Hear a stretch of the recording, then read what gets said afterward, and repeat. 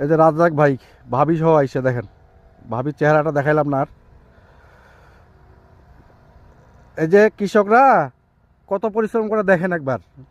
আপনারা তো শুধু সস্তা খাইতে চান, সস্তা খোঁজেন।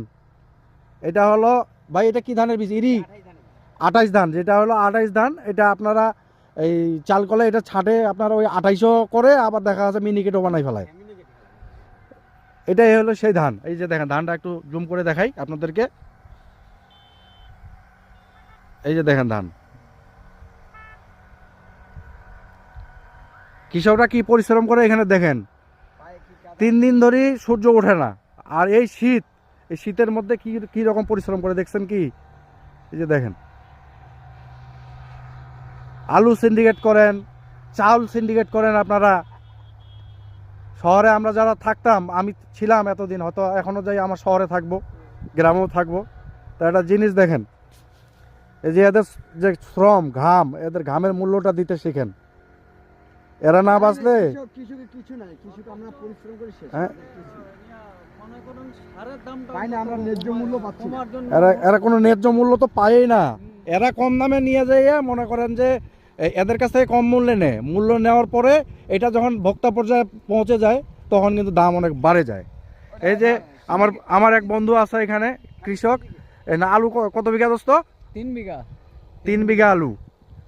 3 বিঘা আলু কোম্পানির সব কোম্পানি।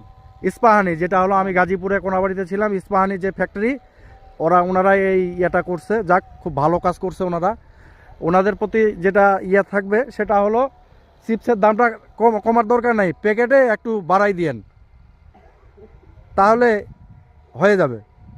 এখান থেকে তো আপনারা কম মূল্যে আলু নিয়ে যাবেন। সর্বোচ্চ সারের দামটা, একটা যে সার আছে, সার যেগুলো আমরা পাই সেগুলা তো একবারে গেলে হাই লেভেলে কিনা, ডিলারের কাছে তো পাওয়া যায় না সার। ডিলারের কাছে নাই। না, এইটা হচ্ছে যেগুলা দোকানদার, এই দোকানদারে এই অবস্থাটা শেষ করে দিল, দেশটা এরাই শেষ করে দিল।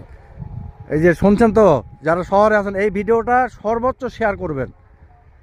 কৃষক না বাঁচলে আপনারা কি খাবেন একবার ভাবেন। সবাই যদি ওই কর্মই করেন, কৃষকরা না বাঁচলে ধান উৎপাদন করবে কে, আলু উৎপাদন করবে কে, আপনারা খাবেন কি? ডিলারের কাছ থেকে সার 1300 টাকা, হ্যাঁ। আর দোকানদারের কাছ থেকে গেলে 2200 টাকা 2300 টাকা। এইটা কি সিন্ডিকেট? আপনারা তো সার তো এক জায়গায় তো মনে করেন তৈরি হয়, হ্যাঁ, এক জায়গায় তৈরি হয়। তো এই সিন্ডিকেটটা কি? কিছু সার আমদানি হয়। সব সারগুলো তো এক জায়গায় থাকি। এই ইউরিয়াটা আমরা নিজেরাই করি, আর বাকি সারগুলা আমদানি হয়। ইউরিয়া তো ঘরাশালে তৈরি হয়। এত এত যে কৃষক মারা কাম, এরা তো কেউ ধরে না কোনো।